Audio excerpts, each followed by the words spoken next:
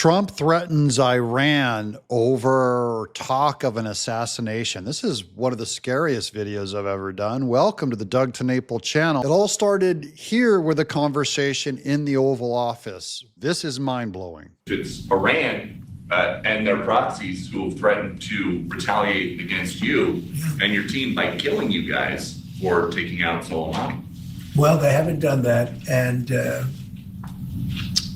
that would be a terrible thing for them to do, not because of me. If they did that, they would be obliterated.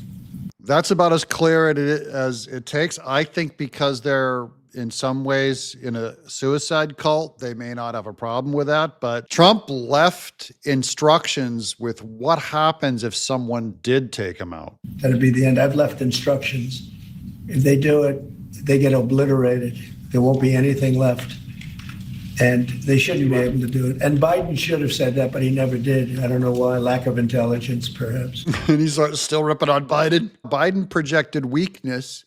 Trump projects strength. It's implied that he left instructions with J.D. Vance to do what needs to be done if something like that happens. He's living in reality. It's not all la-la land for him, gang. But he never said it. If that happens to a leader or close to a leader, frankly, if you had other people involved also, you would call for total obliteration of a state that did it. That would include Iran. So Iran will lose its existence if it pulls off something like that. I think it's good to make these kinds of bold statements. I don't believe it's a threat. I believe he's stating facts here. On other fronts of obliteration, you have DOJ subcommittee invites NPR, PBS to testify on their federal funding on their systemically biased content. This is going to make for some great videos, guys. House Chair Rep. Marjorie Taylor Greene invited NPR's Catherine Marr, PBS, Paul Kerger to testify in March. We have breaking news now. The NPR senior editor who revealed to the world the invasive liberal bias at NPR has just resigned. Now, remember, we first reported to you Uri Berliner was suspended for 5 days without pay this week. And that happened after he wrote the article that you see there, the headline of In the Free Press last week. Chief Washington correspondent Mike Emanuel. Mike, this was quick. After those public comments about pervasive left-wing bias at NPR, now the senior editor, Uri Berliner, writing on X, quote, "I'm resigning from NPR, a great American institution where I have worked for 25 years. I don't support calls to defund NPR. I respect the integrity of my colleagues and wish for NPR to thrive and do important journalism." Uri Berliner, he was a whistleblower. This is a year ago, where he came out, less than a year ago, where he came out and said that there is bias in their media. Now, he worked there for 20 years, and they basically pressured him to resign. "But I cannot work in a newsroom where I am disparaged by a new CEO whose divisive views confirm the very problems at NPR I cite." They're going to have to say that now in front of Congress and in front of DOJ and in front of Marjorie Taylor Greene. Let NPR come and make their case that after how they backlashed against that guy. And they'll bring that guy in too, Uri, to testify against him. So that is the death of, hopefully, the coming death of NPR. Gutting of the government by Trump. I just want to say, I'm going to make one more statement after this one, which is breaking. President Trump cuts U.S. ties with the UN Human Rights Council and halts all UNRWA funding. In light of numerous actions taken by a number of bodies of the United Nations, which exhibited deep anti-American bias, we have an executive order prepared for your attention that would withdraw the United States from the UN Human Rights Council, would withdraw the United States from the UNRWA, which is a refugee organization, and would also review American involvement in UNESCO, which has also exhibited anti-American bias.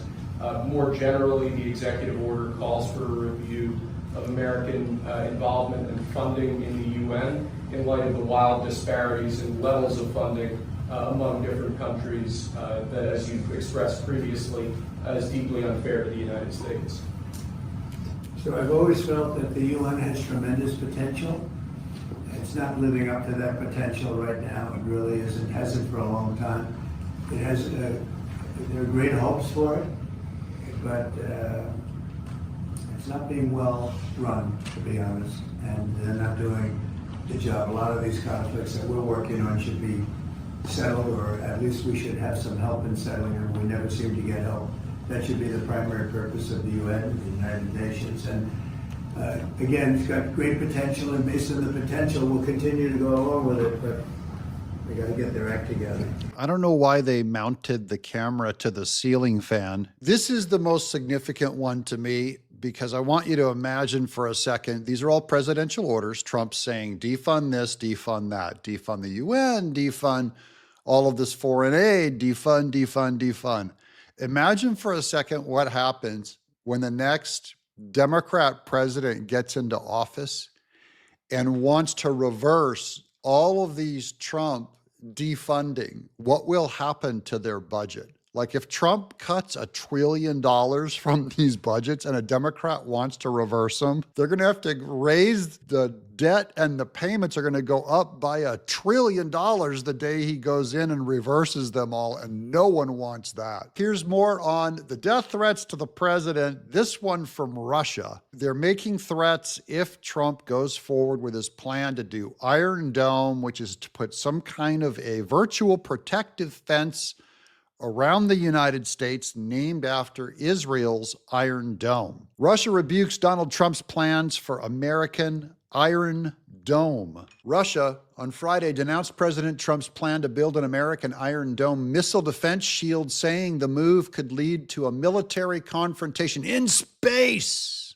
I guess the Iron Dome are a bunch of missiles maybe up on satellites going around the Earth.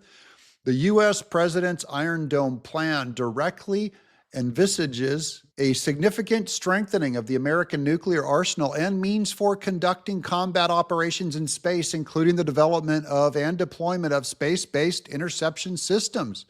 Russian Foreign Ministry spokeswoman Maria Zakharova said during a news briefing, she added, quote, "We view this as yet another confirmation of the U.S. intent to turn space into an arena of armed confrontation and to deploy weapons there," unquote. I believe it's too late for that. I think China's already up there with some missiles. Why it matters: tensions have been high between the United States and Russia since the start of Russian President Vladimir Putin's invasion of Ukraine in February of 2022. Trump has urged Putin to end the war or face economic sanctions and tariffs. He has also called on the Organization of the Petroleum Exporting Countries, OPEC, to increase oil production to lower prices and undercut Russia.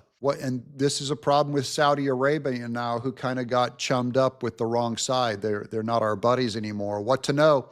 In an executive order this week, Trump directed the military to start construction of the Great Iron Dome missile defense shield, which will be made all in the USA.